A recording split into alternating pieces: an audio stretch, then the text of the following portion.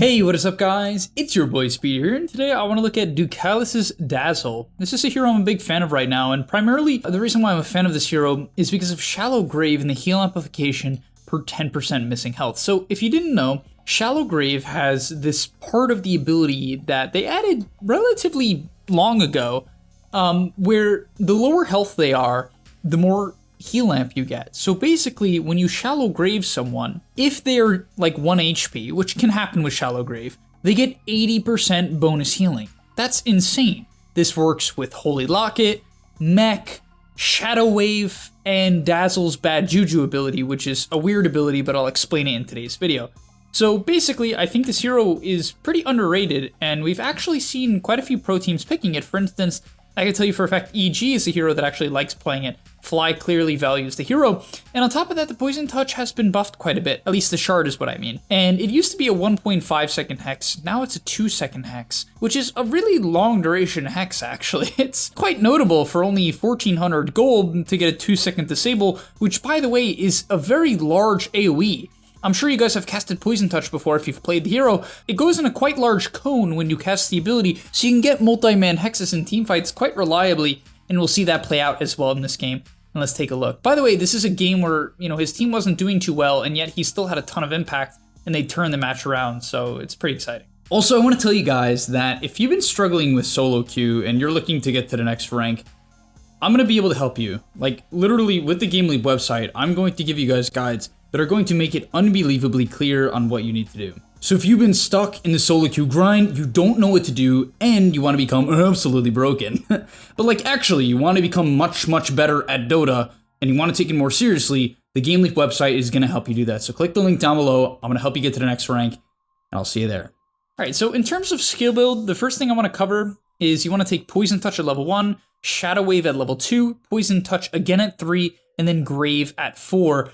Never go any other build. The scaling of the abilities basically forces you to go this route. Don't do anything else. Like, please don't do anything else. Just play this route, go this route, and go from there. Now, in terms of items and gameplay, the first thing I want to cover is you should be putting as much pressure in the laning stage as possible. I have so many other videos on DAZZLE that kind of cover this, so if you want to check that out, feel free. But as you'll see, my favorite gameplay that DUZZLE actually seemingly agrees with is actually Giga shutting down the offlaner. DAZZLE is one of the worst roaming heroes in the game. He does two things well. He's really good at stomping heroes that are behind, or counter ganking, or, saving heroes. So you can TP in and save heroes as well with Grave, for obvious reasons. But what I like here is that he kind of identifies what the favorable matchup is, and then just backs it up.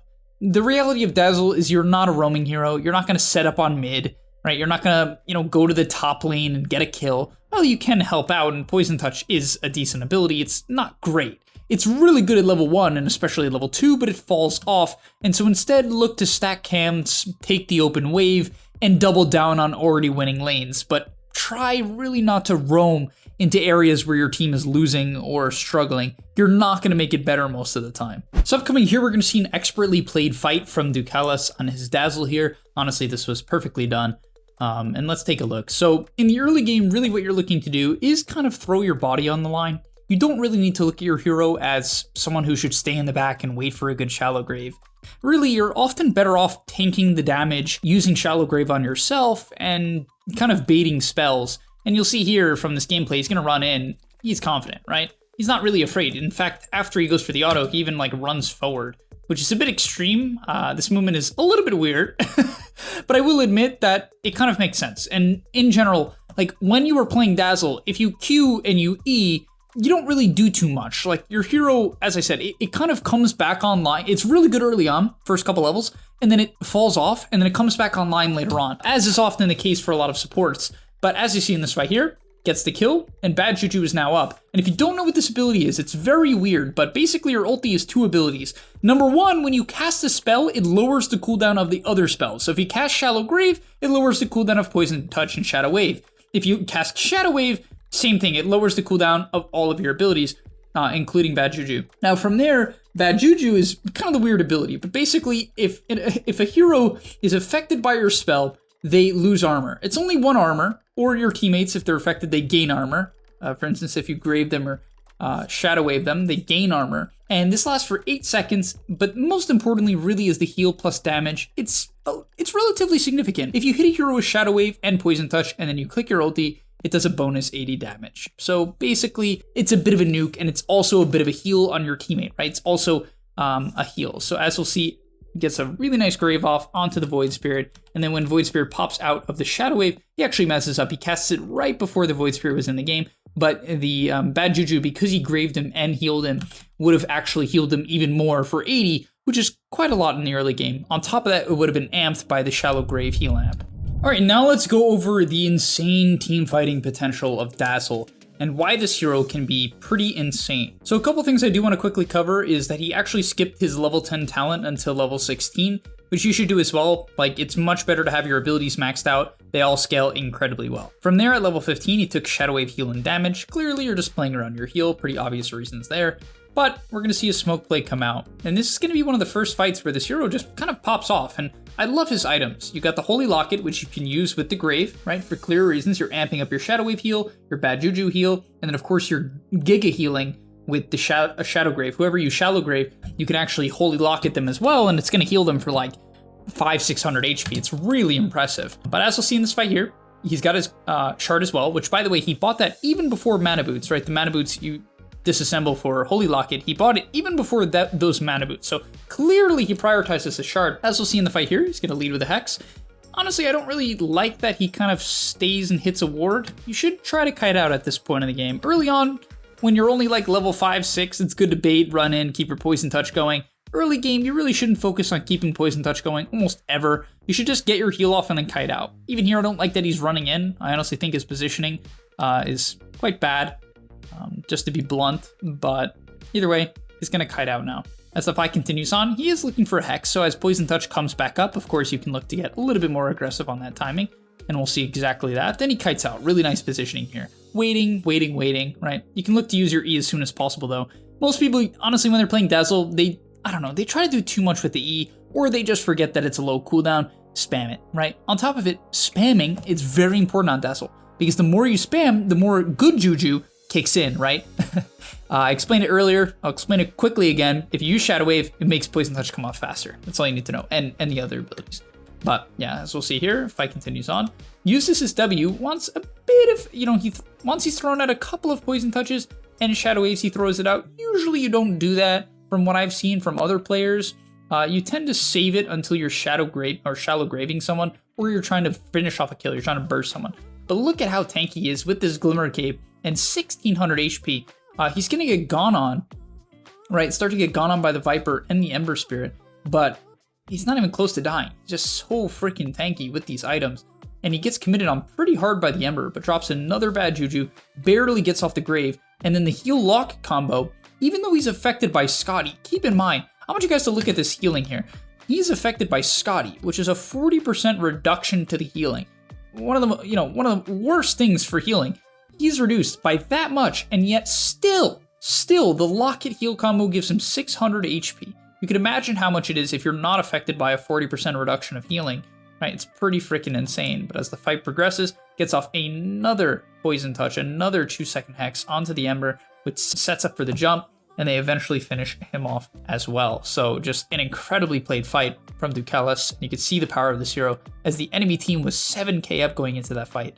But he just played it so well. Let's go over one more team fight, and then we'll talk about a couple more item and talent changes, and then end off the video there. So as the fight breaks out, once again, he is playing pretty far up. I do think his positioning is a little bit risky if the enemy smoked, but it seems like they had information that the enemy was on the right side. So mirroring the enemy, of course, the right decision as a hero like Dazzle. As the fight breaks out, once again, I know I'm being a little bit harsh. I guess I'm just trying to teach you guys what optimal is, but typically you want to cast your spells from max cast range. I think what he was going for here was a Poison Touch on an Ember, which is reasonable, but often keep in mind that your E, considering your teammates are closer to you than the enemy generally is, your E is the first ability you're going to be able to cast. And that's a good thing, right? Because it's going to start to build up bad Juju stacks, and of course just heal them. So while I understand why he wants to Q and then E to get the Q up faster, right? Because if you Poison Touch, then Shadow Wave, it makes Poison Touch come up faster again. But he gets off the heal, drops his W. Honestly, once again, I think he could wait just for the Grave. as the stacks do linger for quite a bit of time, especially once you've hit level 18. But as the fight continues on, it drops a bit of an early grave, but you know, he doesn't really know if this guy's going to get bursted or not, and then heals him up quite a bit during it. And you can see, oh my god, look at that heal. You see the heal there? Like, that's crazy with the Holy Locket heal amp. That Shadow Wave, it's only an 190 heal, but it's clearly way more than that, right? Considering this Bristle has 3k HP, it's way more than that. It was probably nearly a 350 heal there, which is super significant for how low of a cooldown it actually is. As the fight continues on, he's eventually going to get off another heal bomb onto the Huskar, finishing him off. And yeah, it's such a high tempo hero. It really is such a nice high tempo hero. And honestly, I think it's quite good against the meta as well. You might be like, what is the meta? Well, a lot of the Zoo heroes, it might seem weird because it's like, how is this good against Zoo heroes? Well, the AoE Hex is great against the units. If you're getting run at by Lycan, it's gonna buy a bit of time, right? It is something. It's definitely something. Most 5 heroes don't have an answer, right? They don't. Dazzle kind of does. The AoE Poison Touch, it hits up to like, what, 15 units or something crazy? I'm a bit psychotic. It's not 15. It's 8, right? But still, you know, Lycan doesn't have more than 8 units. Beast doesn't, Visage does. You get the point. You can hex everything. And then on top of that, the ability to kind of just grave and once again have a way out when getting run at by these units is really, really nice. Something most supports simply do not have. So the ability to protect yourself with all these like backline jump unit drafts that we're seeing that are really hard for most 5s to play against, Dazzle doesn't do too poorly against them, which I think really helps this hero in the meta as well. All right, and this, I mean, come on, this is the best example I have so far of the potential of this hero. So as the fight breaks out, right, gonna drop the heal, just really good patience, just constantly dropping out these heals.